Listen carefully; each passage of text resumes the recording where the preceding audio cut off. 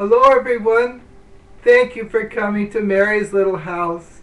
It's so good to be with you again. I wish to speak to you in this session of Take 10 with Jim about Thanksgiving after communion. Yesterday I spoke about how to be more attentive at Mass and to gain even more fruits from your way you celebrate Mass. I didn't have time to talk about after Mass, and that's the Thanksgiving after communion. It is so very important. Let me say something about that. St. Philip Neri saw a man leaving the church right after Mass. He didn't make his Thanksgiving after Mass. He sent 2 servers with their candles in their hand to accompany the man home. Because he had Jesus within him. He was a walking tabernacle. He was trying to show that man and all of us that Jesus remains in us about 15 minutes, his body and blood, soul and divinity, in our body, in ourselves. He remains in the Eucharistic presence as long as the sign of the bread remains, keeps that sign until it is completely taken up by the body and no longer has the sign of bread. As long as the sacramental sign is still there, and experts say it's about 15 minutes in our body. Anyway, I know today in our modern ways of living, it's very hard to do this. And the God sure understands. The parking lot on Sunday, we have to clear it to get the other cars in. You have to rush home. The family has a ball game. You have to rush out of Mass for many reasons. And that's understandable. I always tell people when they have to do that, if they can, even as a family, just sort of be quiet in the car and be recollected. I know I had to do that when I was working, had to rush out to go to work. But I didn't turn on the radio, never do anymore anyway.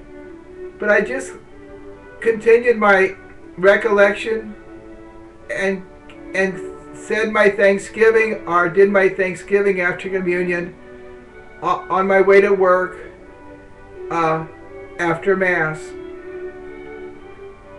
It's so important. The church, spiritual authors encourage us to do this.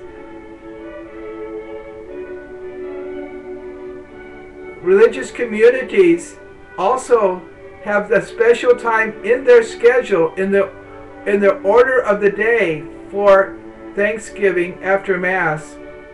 So all the wisdom of the church, the practice of the church, calls us to do when we can, what we can, to not rush away to have Thanksgiving after Mass. I know in some churches, at some celebrations, the priest has the time after communion, and our Holy Father does it for all these vast celebration he has in St. Peter's Square, in the Basilica itself, and all these times when he has these vast crowds. He makes time for that silent time of Thanksgiving after Mass. He's leading the way in restoring that in our very rushed society and culture. So I know you're convinced. I don't have to be talking that it's not important. I know you see that. But what I want to encourage you to do what you can. And I know some of our padres, some of our priests are doing wonderful. They actually give us time after communion, a silent time.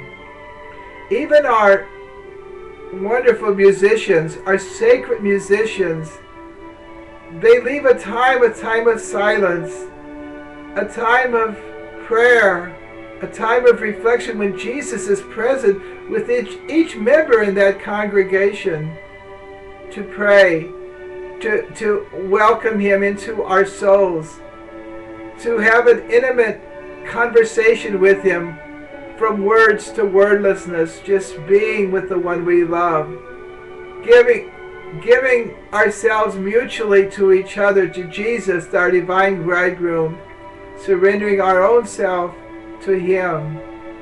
So I see that happening in the liturgy itself, and that would be the ideal if we weren't constrained by time and all that. I see that happening more and more, not only with our Holy Father Benedict XVI, but in the parishes that I go to.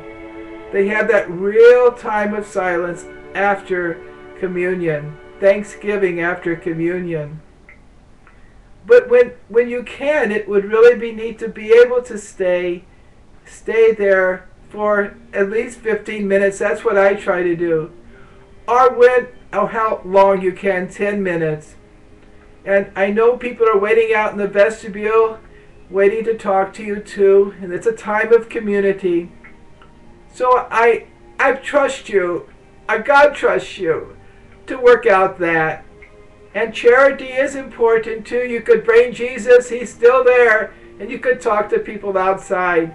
What I do is go shake hands with the priest and say thank him for the Mass and all that. And I say hello to all the people, and I come back to finish my Thanksgiving.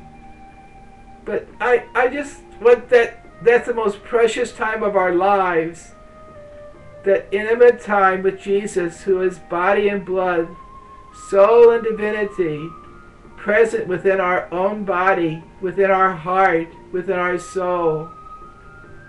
And he's giving himself to us.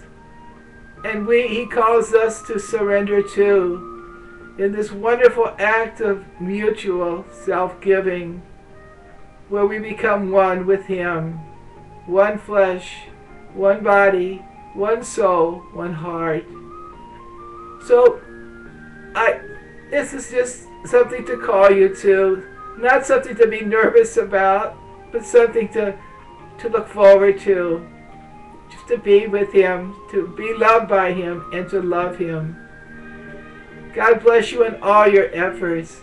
He knows you can do it. He knows you will do it what you can, not with guilt and nervousness, but with joy, just to please him. To please him in all we do, but especially at that most sacred time of Thanksgiving after communion. God bless you now. I'm so glad to be with you.